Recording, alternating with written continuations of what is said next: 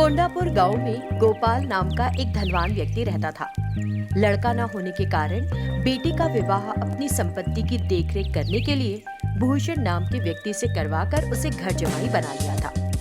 कुछ दिन के बाद उनको लड़की मीना पैदा हुई। भूषण का स्वभाव अच्छा न होने के कारण गोपाल राव अपनी सारी जायदाद श्यामला और मीना के नाम लिखकर मर जाता है। तब से भूषण रोज जायदाद उसके नाम करने को कहकर पत्नी और बेटी को मारता है। एक दिन लाठी लेकर उनके पास आता है। जायदाद मेरे नाम कर दो, वरना आज मेरे हाथों माँ बेटी मारी जाओगी, सोच लो। श्यामला मीना भूषण के हाथ में लाठी देखकर डर जाती हैं। मत मारो, मत मारो, लाठी से मारोगे तो हम दोनों मर जाएंगे, मत मारो। फिर जायदाद मेरे नाम कर दो। मर जाऊं फिर भी ऐसा नहीं करूंगी। तेरे साथ तेरी बेटी को भी मार डालूंगा, ऐसा बताए देता हूँ। ऐसा कहकर मीना को लाठी से मारने लगता है। मीना रोते हुए कहती है, जायदाद के लिए अपनी बेटी को मार दोगे क्या पापा? हाँ रे, मार दूंगा, अभी मार दूंगा। वो और भी गुस्से से दोनों को ही मारने लगता है। दोनों मार खाकर बेहोश हो जाती हैं। वो कोरे कागज पर उन दोनों के अंगूठे के निशान लगवाकर उन दोनों को घर के पिछवाड़े में गड्ढा खोदकर गाड़ देता है। माँ बेटी ने जायदाद उसके नाम लिखती है। इस तरह नकली कागजात बनवाकर खुद जमींदार बन जाता है। एक दिन अपनी पसंद का खाना बनाकर खुशी से खाने बैठता है। तब श्यामला और मीना भूत बनकर वहां आ जाती हैं। उनको देखकर भूषण डर जाता है।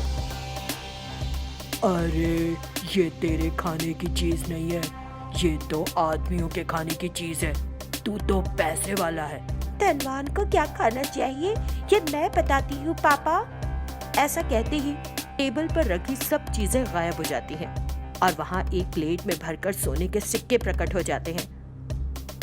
उन सबको भूषण बड़े असमंजस होकर देखता है। तुम्हारे जैसे पैसों के पीछे पागल आदमी को यही सब खाना चाहिए। पापा खाओ, पापा खाओ, अब तुम्हें यही खाना पड़ेगा। नहीं खा पाओगे पापा तो हम दोनों माँ बेटी बहुत प्यार से खिलाएंगे तुम्हें। मैं नहीं खाऊंगा, कोई रुपए पैसे खाता है क्या? ये सुनकर बेटी भूत गायब हो जाती है और लाठी के साथ प्रकट होती है। रुपए खाओगे या डंडे खाओगे? हाँ कहोगे या नाना कहोगे? भूषण उसके ऐसे कहने से डर जाता है। बेटी भूत पिटाई करती रहती है। भूषण बेहोश होकर गिर जाता है। होश में आने पर इनका कुछ करना पड़ेगा, ऐसा सोचकर एक बड़े महात्मा के पास जाकर वो सारी बात उसे बताता है।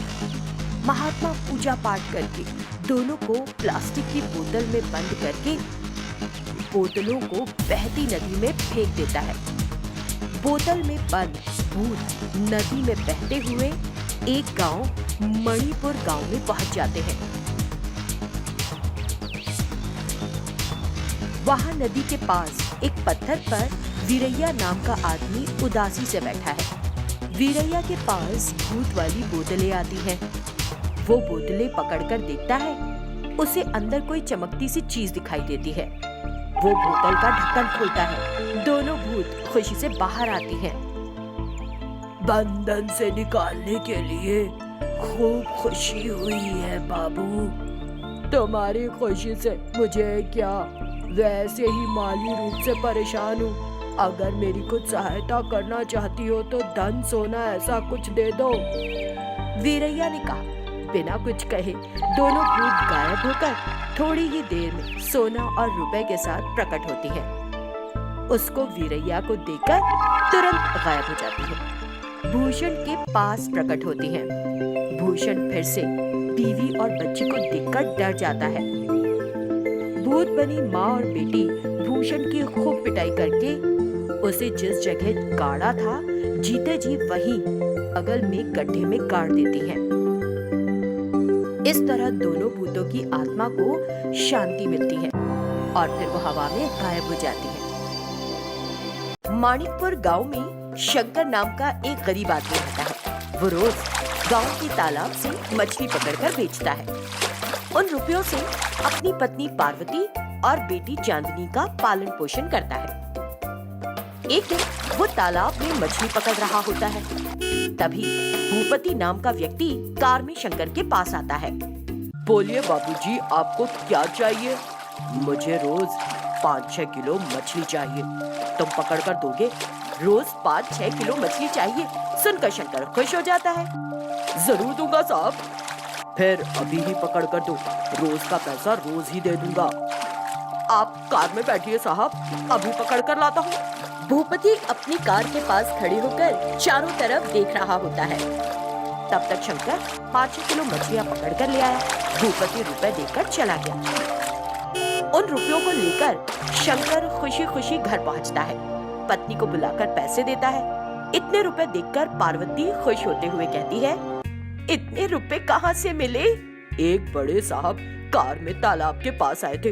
रोज 5-6 किलो मछली पकड़ कर दूं तो रुपए दूंगा कहकर उसने ये रुपए दिए मुझे। फिर तो हमारे अच्छे दिन आए हैं। ऐसा सोचते हुए दोनों पति पत्नी खुश होते रहते हैं। इस तरह दिन गुजर रहे हैं। एक दिन भूपति कार में तालाब के पास आता है। शंकर मछली पकड़कर मछली की टोकरी कार में रखता है। भूपति पैसे देकर चला जाता है, लेकिन 2 मछलियाँ नीचे गिर जाती हैं। शंकर उनको लेकर खुश होता है। आज तो मछली पकाकर खाऊंगा। ऐसा सोचकर वो लेकर मछली को घर आता है। अच्छे से धोकर एक मछली काटता है। उस मछली के अंदर से रुपए निकलते हैं। दूसरी मछली काटता है, उसमें से सोना निकलता है। वो आश्चर्य में पड़ जाता है कि मछली के पेट से रुपए और सोना कैसे निकला। कहीं तो कुछ गड़बड़ है, वो सोचता है। वो तुरंत पुलिस इंस्पेक्टर से मिलकर सारी बात बता देता है। ये सुनकर पुलिस इंस्पेक्टर अचंभे से, तुम मुझसे मिले हो ये बिना बताए, चुपचाप अपना काम करते रहो। पुलिस वाला कहता है। ऐसा कहकर एक दिन पुलिस अधिकारी अनजान बनकर मछली चाहिए कहकर तालाब के पास आता है। पुलिस देखकर भूपति थोड़ा घबराता है। इंस्पेक्टर शंकर से मछली मांगता है। सर, थोड़ी देर लग सकती है मछली पकड़ने में। ये साहब भी मछली का व्यापार करते हैं, उनकी कार में मछलियाँ हैं, चाहे तो मांग लीजिए। ये सुनकर इंस्पेक्टर भूपति के पास आता है। हेलो जी, आप भी मछली का व्यापार करते हैं क्या? जी हाँ, चाहे तो देख सकते हैं। ऐसा कहकर भूपति जल्दी से कार का दरवाजा खोलता है। इंस्पेक्टर उसमें से एक मछली निकालता है। शंकर, इस मछली को काटो। ये सुनकर शंकर वो मछली काटता है। उसमें से निकलते हैं रुपए। तुरंत इंस्पेक्टर दूसरी मछली काटने को कहता है। शंकर उस मछली को भी काट देता है तो उसमें से सोना निकलता है। ये देखकर भूपति वहाँ से भागने लगता है। इंस्पेक्टर उसे गिरफ्तार करके जेल भेज देता है। मछली में रखकर रुपए और सोना की तस्करी करने वाले चोर को पकड़ाने के लिए शंकर को इंस्पेक्टर धन्यवाद कहकर सरकार द्वारा घोषित 1 करोड़ रुपए दे देता है। इस तरह शंकर एक साधारण मछली बेचने वाले से एक करोड़पति बन गया।